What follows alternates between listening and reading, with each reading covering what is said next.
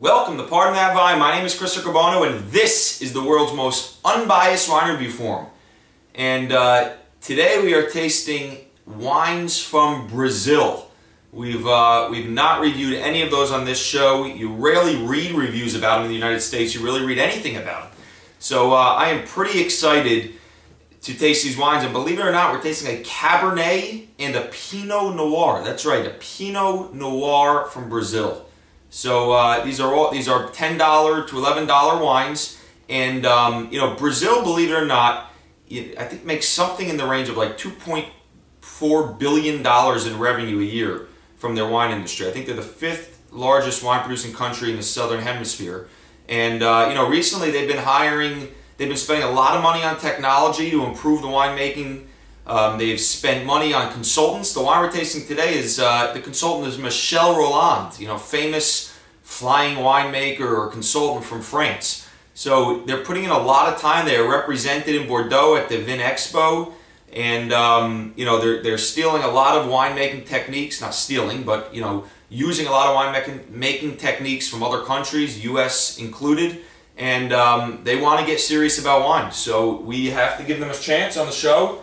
And as always, right away, depending on what these wines taste like, the benefit of Brazil is value wines. And they're even less expensive than the equivalent Argentinian wine, or wines from Chile. So if they can start to produce some serious wines, at these price points, who knows what'll happen in the future. But they definitely have, we all know they definitely have a long way to go in the United States. There's so many countries ahead of them, and obviously with the economy the way it is, and people are cutting back the amount of wine they buy anyway, although they're really not cutting back the amount of wine they buy, they're cutting back the amount they spend per bottle.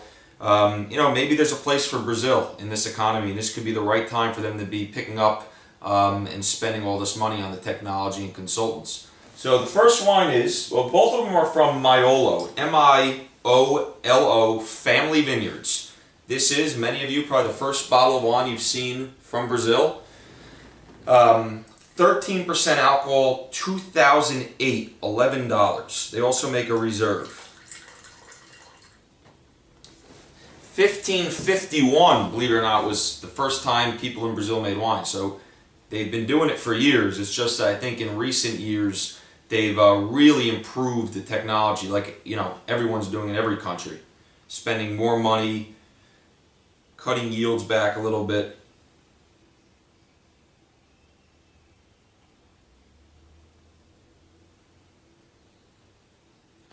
I have had some sparkling wines from there. They're making some very good value sparkling wines. Definitely has that, southern hemisphere terroir, if you will, earthy minerality, little Tabasco sauce, little spice. Doesn't really resemble a Cali Cab at all. More resembles a South African Cabernet. Remember, this is $12. What do I always say about Cabernets? I think it's so hard to find a good one in the $12 range, and that's even in places where Cabernet is famous, like Napa Valley. But let's give this a try.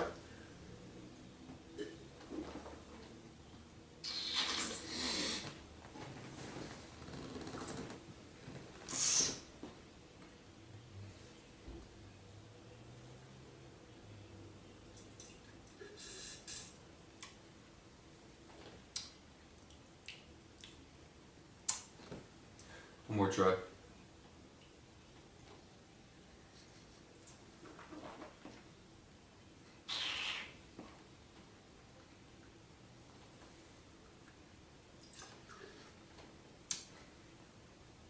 While on the nose it was a lot of minerality, there's a little grass, sod.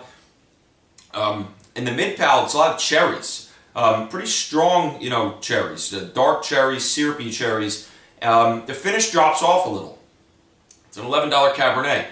The finish drops off a little, but it's not a bad wine for $11. This is a fun wine to drink, easy to drink. It's better than a lot of these bar Cabernets that I've had. Obviously they know what they're doing. Michel Rolland's involved in the consulting. I wouldn't expect anything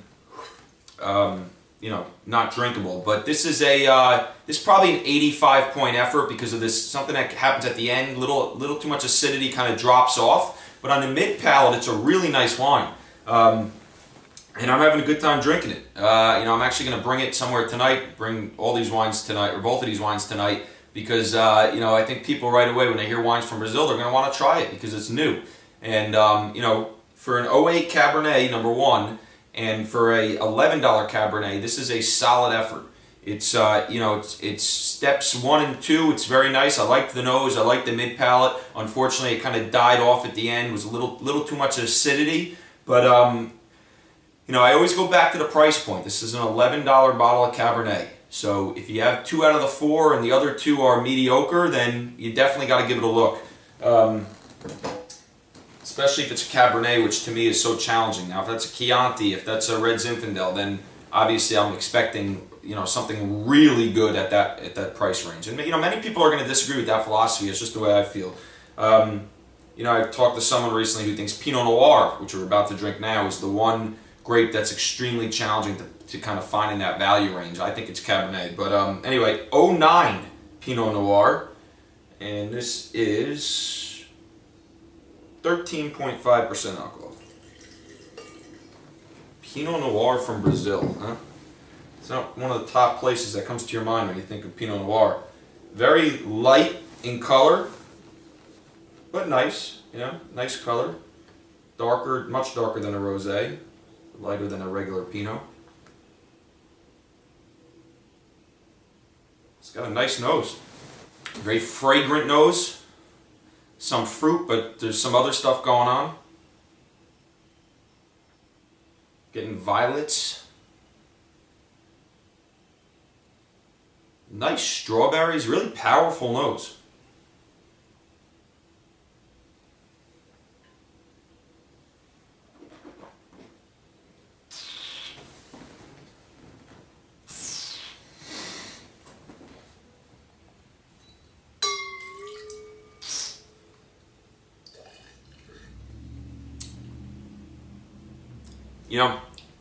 Same type of thing there. A really nice mid palate. More like a New Zealand mid palate or a New Zealand Pinot or a Burgundy. Had some nice bursts of light fruits, but then kind of crushed rock and soil thrown on top. It was beautiful, but then the finish again, which it's very hard, and that's usually the differentiation I see between top-notch wines, which are typically more expensive, and wines that are less money, or wines that are everyday drinking wines, is kind of that finish and that long follow through at the end and kind of completing the wine. Both of these don't do this, but I think a lot of people won't even realize that, it's because it's so powerful on the mid palate. It does kind of just drop off at the end. Now they're very young. There's a little too much acidity, not in balance. They both have some nice tannins that come in.